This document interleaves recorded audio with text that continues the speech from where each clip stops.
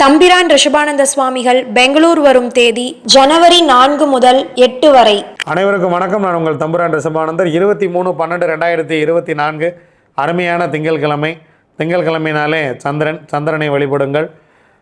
அருமையான மார்கழி மாதம் 8ஆம் நாள் அஷ்டமி திதி. இதில் என்னென்னா மார்கழி 8ஆம் நாளும் அஷ்டமி திதியும் ஒன்றாகவே வருகிறது. ரொம்ப ரொம்ப அருமையான ஒரு விஷயம். இறை வழிபாட்டை செய்யுங்கள். எதை துவங்குவதாக இருந்தாலும் அஷ்டமியில் துவங்குங்கள். வாழ்க்கை மிக மிக வளமாக இருக்கும். பஞ்சபட்சி புத்தகம் வேண்டும் என்போர் நீங்கள் ஸ்க்ரீனில் முன்னாடியே நம்பர் வருது, அந்த நம்பரில் பஞ்சபட்சி புத்தகத்தை வாங்கி பயன்படுத்துங்கள். எதிர்காலத்தில் பஞ்சபட்சி வீடியோ வரலனா கூட உங்களுக்கு இந்த பஞ்சபட்சி தினசரி நீங்கள் எடுத்து பார்ப்பதற்கு உபயோகமான ஒரு புத்தகமாக இதுவரைக்கும் யாராலும் கொடுக்க முடியாத ஒரு மிக குறைந்த விலையான 100 ரூபாய்க்குள்ளே அந்த புத்தகத்தை கொடுக்குறோம். புத்தகத்தின் விலை 90 ரூபாய். அது சாத்தியமே இல்லைனாலும் மக்கள் அதை பயன்பெற வேண்டும் அப்படிங்கிறதுக்காகவே ஹிந்து நிறுவனம் இதை செய்திருக்கிறார்கள். மிக மிக மகிழ்ச்சியாக இருக்கிறது. வாங்க, திதி யோகம் கரணம் 4 நட்சத்திரம் என்ன சொல்கிறது பஞ்சாங்கம் பார்ப்போம். மாலை 6:48 வரைக்கும் அஷ்டமி திதி, அதன் பின்பு நவமி திதி. காலை 11:10 வரைக்கும் உத்திர நட்சத்திரம், அதன் பின்பு அஸ்தம் நட்சத்திரம். இரவு 9 மணி வரைக்கும் சௌபாக்கியம் நாமயோகம் இருக்கிறது. சௌபாக்கியம் நாமயோகத்துக்கு யோகாதிபதி நட்சத்திரம் பூரம், யோகாதிபதி சுக்கிரன். அவயோக நட்சத்திரம் பூரட்டாதி, அவயோகி குரு. அதன் பின்பு சோபனம் நாமயோகம். சோபனம் நாமயோகத்துக்கு யோகாதிபதி நட்சத்திரம் உத்திரம், யோகாதிபதி சூரியன். அவயோக நட்சத்திரம் உத்திரட்டாதி, அவயோகி சனி பகவான். அதிகாலை 5:40 வரைக்கும் பாலவகரணம் ராகு. அதன் பின்பு மாலை 6:48 வரைக்கும் கௌலவகரணம் சனி பகவான். அதன் பின்பு தைத்துளை கரணம் சுக்கிரன். இந்தியாவின் முன்னாள் பிரதமர் சரண் சிங் அவருடைய பிறந்தநாள். மறக்க முடியாத மாமனிதன் திரு கக்கன் அவர்களுடைய பிறந்தநாள். காமராஜர் பேசும்போது ஒரு மேடையில் சொன்னாராம், என்னை ஏன் போல்றீங்க, பொண்டாட்டி பிள்ளை இல்லாதவனான்னு. நான் தப்பு பண்ணலைன்னா அது பெரிய விஷயமே கிடையாது. பொண்டாட்டி பிள்ளையெல்லாம் வச்சுக்கிட்டு நேர்மையாக இருக்கான் என் கக்கன், அவனை பற்றி 4 வார்த்தை பேசுங்க அப்படின்னு சொல்லி சொன்னவர். கக்கனை போல் ஒரு நல்ல மனிதனை பார்க்க முடியாது. கக்கனின் ஒழுக்கமே காமராஜரின் ஆட்சியின் மிக சிறப்பு. கக்கனை கண்டெடுத்த காமராஜருக்கு நாம் மீண்டும் சிரம் தார்ந்த வணக்கத்தை தெரிவித்துக் கொள்ள வேண்டும். ஏன்னு கேட்டிங்கன்னா, அன்று இன்றைக்கே ஜாதி பெரிய விஷயமாக இருக்கிறது. ஒரு தாழ்த்தப்பட்ட குலத்திலிருந்து இந்த தமிழகத்தின் உள்துறை அமைச்சராக பொறுப்பேற்ற முதல் மனிதர் திரு கக்கன் அவர்கள். அவர் எல்லா சமுதாயத்துக்காகவும் போராடினார். நாம் சிறப்பாக அவரை தோற்கடித்தோம்.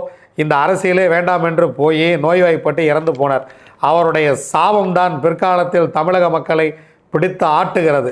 கக்கனை காமராஜரெல்லாம் தோற்கடித்த நல்லவர்கள் அல்லவா நாம் என்ன சாதாரணப்பட்டவங்களா? கக்கன் 2 தேர்தல்களிலே மிக கடுமையான தோல்வியை சந்தித்தார். நல்லவங்களுக்கெல்லாம் ஓட்டு போட மாட்டேன்னு கக்கன் காலத்திலே சொல்லிட்டோம்.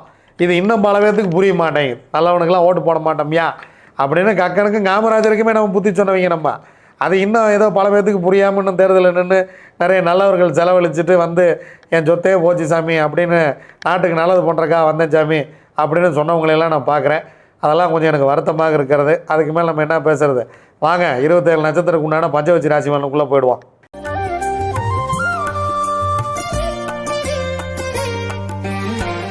அஸ்வினி, பரணி, கார்த்திகை, ரோகிணி, மிருகசிரிசம் உங்களுடைய பக்ஷி வல்லூர். முதல் ஜாமம் உங்கள் பறவை துயில் 25% காரிய வெற்றி. 2ஆம் ஜாமம் உங்கள் பறவை அரசு 100% காரிய வெற்றி. முக்கியமான வேலை இருந்தால் இந்த நேரத்தில் செய்து கொள்ளுங்கள். 3ஆம் ஜாமம் உங்கள் பறவை நடை 50% காரிய வெற்றி. 4ஆம் ஜாமம் உங்கள் பறவை ஊன் 75% காரிய வெற்றி. 5ஆம் ஜாமம் 6ஆம் ஜாமம் இரண்டுமே சிறப்பாக இல்லை. அதனால் முக்கியமான வேலைகள் இருந்தால் பிறகு பார்த்து கொள்ளலாம். 7ஆம் ஜாமம் உங்கள் பறவை அரசு வேலையில் இருக்கிறது, 100% காரிய வெற்றி. 8ஆம் ஜாமம் உங்கள் பறவை ஊன் 75% காரிய வெற்றி. 9ஆம் ஜாமம் உங்கள் பறவை துயில் உங்களுக்கு 25% மட்டுமே காரிய வெற்றியை தரும். நீங்கள் ஏதாவது முக்கியமான வேலை கிளம்புறீங்க அப்படின்னா பிரம்ம முகூர்த்தத்தில் கூட செஞ்சுக்கலாம். ஏன்னா பிரம்ம முகூர்த்தம் 50% வெற்றி நடையில் இருக்குது. அதற்கு முன்பாக நீங்கள் புதிய விஷயங்களை துவங்க வேண்டாம். புதுசாக ஒரு ட்ராவலிங் போகிறோம் அப்படின்னா அதை துவங்க வேண்டாம். திருவாதிரை, புனர்பூசம், பூசம், ஆயில்யம், மகம், பூரம் உங்களுடைய பக்ஷி ஆந்தை. ஆந்தை படுபட்சி.